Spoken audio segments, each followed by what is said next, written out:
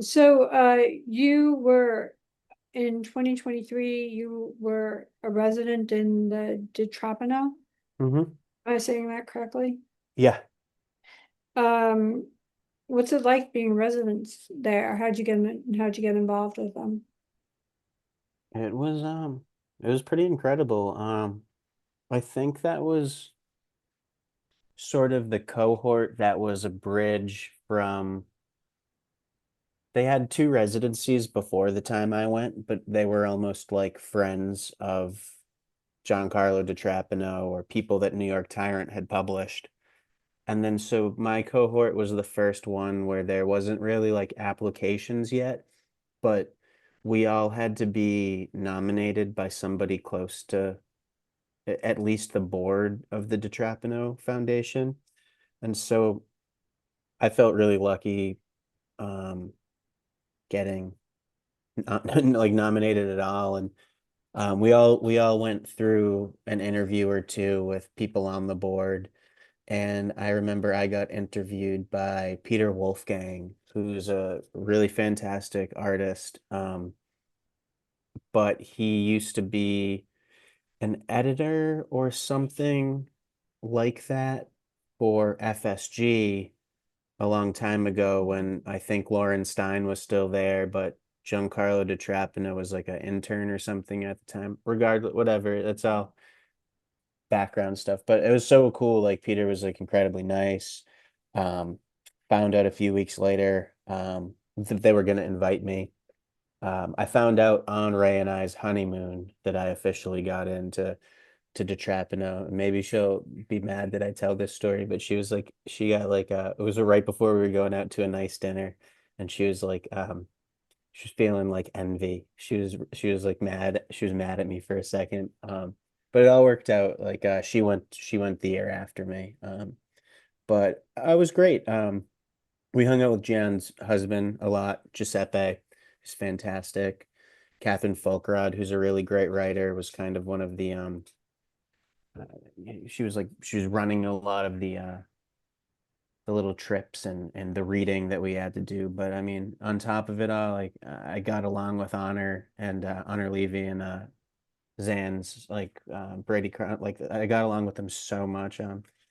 Zan's is like one of my close friends now, and she even read at the Champ is Here release. But it was great. We all worked for 8 hours a day, and then at night we would eat dinner together. Every couple of days, there might be an afternoon where we take a trip somewhere, and then Giuseppe would act as like a tour guide and tell us all the historical significance of this town or this castle or the architecture of a specific thing. It was just like it was perfect. It was my speed too, for sure. Like I've never it was like you get to go to this beautiful place where everybody's really nice and supportive and knows what you're actually working on. So that's cool. But it's also like kind of special to have like 8 hours to yourself a day somewhere beautiful. It was Yeah. great. Yeah. And that's I finished a book when I was there, and that's one of the novels that's like it's out in the ether with on submission. But I'm hoping for good news this week. So it won't be with Cash for Gold. No, it won't be for cash for with cash for gold. We only do two books a year, and now that like I'm officially working for them, I don't need to take up space at Cash for Gold again. So you and Reagan, you're editors and co-founders of Blue Arrangements. Hmm.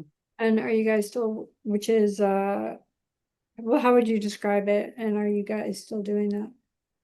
Yeah, it's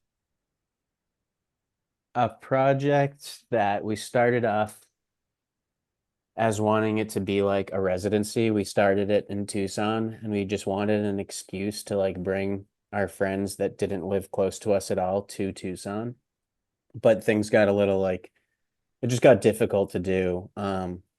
So then we just kind of kept it a sort of publishing project. And the first iteration of what we were doing was we had almost like a literary magazine or like an online art show called Lazy Susan, and people submitted, and Ray hand coded like the pages to the sort of show or literary magazine. So it would be this really nice, like well curated collection of art and writing, and like there's photos, paintings, sculpture, music, video, like all these things existing. Um, but it's like a lot of work. I mean, it always is a lot of work, but so much of our lives kept getting busier and changing. So we stopped doing Lazy Susan for a little while. And then we kind of just started running it as just online, almost like features. Like, so we'll publish something that we solicit. People send us work all the time, and people get mad when we don't answer, but it's just like us two running it. And It's even hard. when we do, yeah, even when we do accept things, we're like, yeah, like we'd love to put this up, but it might take like several months because, like if you're willing to bear with us, that's all we want. So it's kind of nice because we end up filtering out people that just get mad for the sake of getting mad, and then the ones that are patient with us end up becoming our friends because they understand. We've also published a couple books. We did a book of photographs of photos. My friend Ty Healy shot on like medium and large format called Boys Night. It was like a spiral bound book, so it was pretty fun to do that. We did a chapbook by my friend Will Stanier. He's a poet from Georgia, but we met him in Tucson.